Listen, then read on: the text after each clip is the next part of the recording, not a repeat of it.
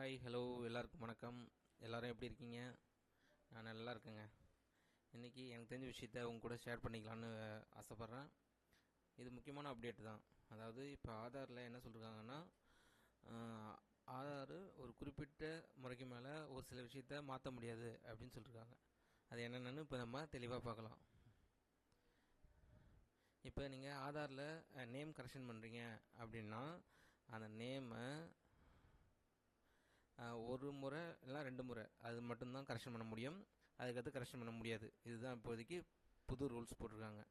அதே மாதிரி அடுத்தது பார்த்தீங்கன்னா டேட் ஆஃப் பர்த்தும் அந்த மாதிரி ஒரே ஒரு முறை மட்டும்தான் கரெக்ஷன் பண்ண முடியும். ரெண்டாவது டைம் பண்ண முடியாது. அதனால் ஃபஸ்ட் டைமே கரெக்ஷன் கரெக்டாக பண்ணுங்கள். அதிலே இன்னொரு ட்விஸ்ட் என்ன வச்சுருக்காங்கன்னா, நீங்கள் ஏற்கனவே தப்பாக இருக்க டேட் ஆஃப் பர்த்தில் 3 மாதம் முன்னாடி இல்லை பின்னாடி அந்த மாதம் மட்டும்தான் மாற்றி நம்ம கரெக்ஷன் பண்ண முடியும். வருஷம் மாற்றியோ இல்லை மாதம் ஒரு 5 மாதம் 6 மாதம் தள்ளி அப்படிலாம் கரெக்ஷன் பண்ண முடியாது அப்படின்னு தெளிவாக சொல்லியிருக்காங்க. அதே மாதிரி உங்களுடைய ஜெண்டர் பாலினம் வந்து ஒரே ஒரு முறை மட்டும் தான் கரெக்ஷன் பண்ண முடியும்.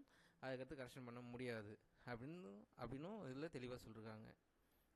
அடுத்தது பார்த்திங்கன்னா முகவரி விவரம், அதாவது நம்ம அட்ரஸ்ஸு மாதத்துக்கு இது வரைக்கும் எந்த ஒரு லிமிட்டும் கொடுக்கல. நீங்கள் எத்தனை டைம் வேணாலும் இது வரைக்கும் கரெக்ஷன் பண்ணிக்கலாம். ஆனால் ஃப்யூச்சரில் அதையும் கொண்டு வந்துடுவாங்க லிமிட்குள்ளே. ஜூன் 14, 2022 வரை தான் இந்த அட்ரஸ் விவரங்கள் இலவசமாக மாற்ற முடியும். அதுக்கடுத்து வந்து 50 ரூபா இல்லை 100 ரூபா கட்டுற மாதிரி தான் இருக்கும் அப்படின்னு சொல்கிறாங்க. ஆனால் நம்ம இப்போயே வந்து அட்ரஸ் மாற்றத்துக்கு 100 ரூபா காசை கொடுத்து தான் வரோம். ஒன்றும் ஃப்ரீயாக யாரும் பண்ணி கொடுக்கல. ஓகே, அடுத்தது உங்களோட ஃபோட்டோ. இப்போ நீங்கள் ஆதாரில் ஃபோட்டோ மாற்றணுன்னா அதுக்கு எந்த ஒரு கட்டுப்பாடும் இல்லை. ஆதாரே என்ன சொல்கிறாங்கன்னா, ஆதார் டிபார்ட்மெண்ட்டே 10 வருஷத்துக்கு ஒரு டைம் கண்டிப்பாக நீங்கள் ஃபோட்டோ மாற்றி ஆகணும், அதுதான் நல்லது அப்படின்னு சொல்கிறாங்க.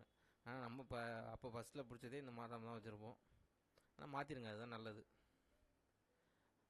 இதே மாதிரி இப்போ மேலே சொன்ன எல்லாமே வந்து ஒரு லிமிட்டை தாண்டி நீங்கள் பண்ணணும். இல்லை ஒரு டைம் பண்ணுறதே நான் தப்பாக பண்ணிட்டேன், அது டைம் பண்ண முடியலன்னா அதுக்கும் வந்து விதிவிலக்கு கையாளுதல் செயல்முறை ஏன்னா சிறப்பு செயல்முறை ஒன்று கொடுத்துருக்காங்க. நீங்கள் அதில் தப்பாக ஒரு டைம் பண்ணிட்டீங்கன்னா அடுத்து பண்ண முடியலனா நீங்கள் இந்த முறையை வச்சு நீங்கள் பண்ணிக்கலாம். நல்லா நோட் பண்ணிக்கங்க. இது எல்லாமே வந்து ஜூன் 14க்குள்ளே நீங்கள் எப்பயும் இருக்க நடைமுறையிலேயே யூஸ் பண்ணி ஆதாரை அப்டேட் பண்ணிக்கிங்க. என்ன கரெக்ஷன் இருந்தாலும் ஜூன் 14க்கு அடுத்து இது எல்லாமே ஸ்ட்ரிக்டாக கொண்டு வந்துடுவாங்க. அதுக்கடுத்து நீங்கள் எந்த கரெக்ஷனும் பண்ண முடியாது.